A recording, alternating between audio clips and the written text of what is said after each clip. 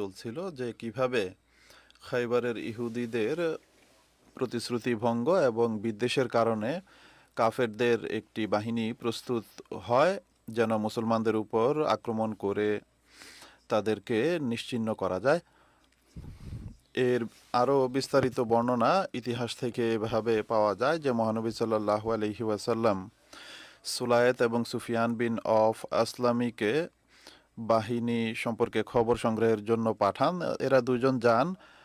বাইজা নামক স্থানে পৌঁছলে, এটি মক্কা এবং মদিনার মাঝখানে জুলহুলাইফার সামনে একটি উপত্যকা, আর জুলহুলাইফা মদিনা থেকে ৬-৭ মাইল দূরে অবস্থিত। যাই হোক, তাদের উভয়ের দিকে আবু সুফিয়ানের ঘোড়সওয়াররা তাদেরকে দেখে ফেলে এবং তাদের দিকে আসে। তো এরা দুইজন লড়াই করে শহীদ হয়ে যান।